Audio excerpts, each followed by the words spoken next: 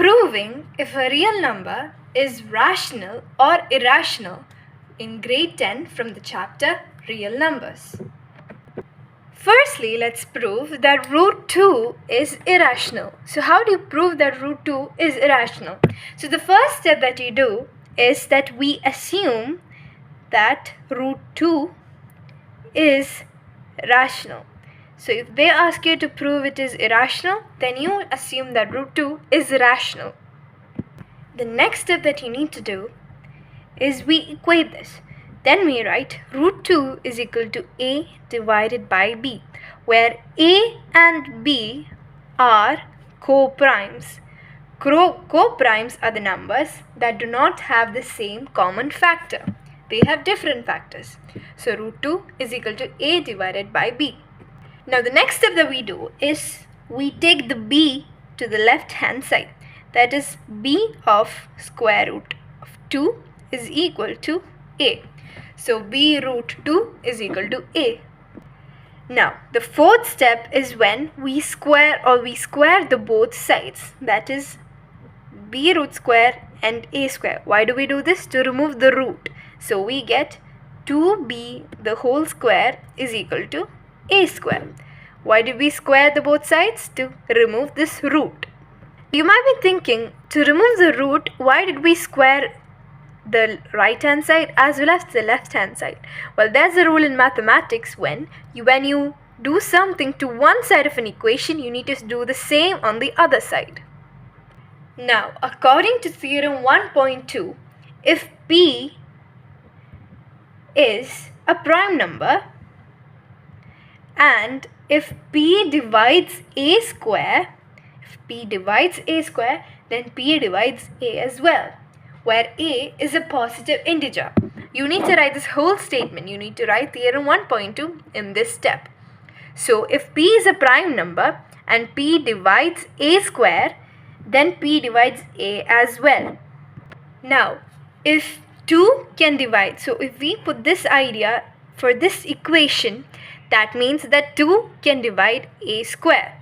Or we can write 2 can divide a, or a can be divided by 2. Now, let's assume a divided by 2 gives us c. Let c be any integer. Then we can write it as a is equal to 2c. We just rearrange this. So a is equal to 2c. Now, we already proved that 2b square is equal to a square. Now, if we put the value of a as 2c, then, so what are we going to do? We're going to put this value of a to this equation. So we rewrite this equation that gives 2b square is equal to a square. Now put the values. 2b square is equal to 2c. So a is 2c, and the is a square. So you put square. So 2b square is equal to 2c square. Again, 2b square is equal to 4c the whole square. Square. Now we can take 2 to the other side. That is b square is equal to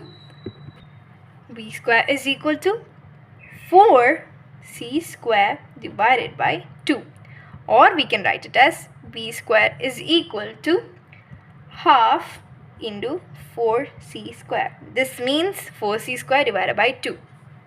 Now from this we can write b square is equal to, if we cancel this out, we'll get 2, which is equal to 2c square.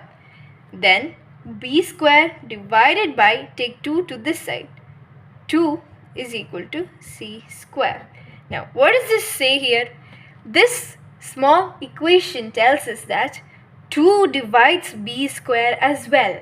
But by the theorem 1.2, if p is a prime number and p divides a square, then p divides a, where a is a positive number. But when you look here, 2 divides b square as well.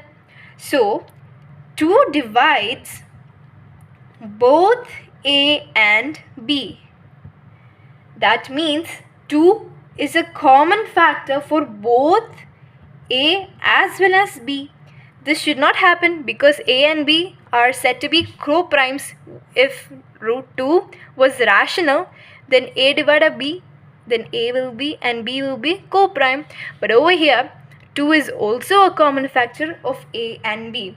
So that means A and B are not co-primes. If they were, or if we prove that A and B were co-primes, then we can tell root 2 is rational. But since they're not co-primes, that means our assumption of root 2 being rational is completely wrong. That means by this whole proving we get that root 2 is irrational. So this is the basic idea on how you tell that a real number is irrational. So if they ask you to find or prove that root 2 is rational, take the contradiction and tell root 2 is rational. Then take A by B where A and B are co-primes, and then do all of these steps until you come to a point where A and B are common factors of 2. Or 2 is a common factor for both A and B, and that will finally give us that root 2 is irrational. In the same way, you can do the problems of root 3 being irrational and many more, or even when they ask you to find 5 minus root 3 as irrational. This is when you substitute the numbers to the other side, or when 3 root 2 is irrational. To understand how to solve all of this, practice root 2 is irrational. If this video helped you to understand proving rational and irrational numbers from grade 10, please like and subscribe to the channel and follow for more videos.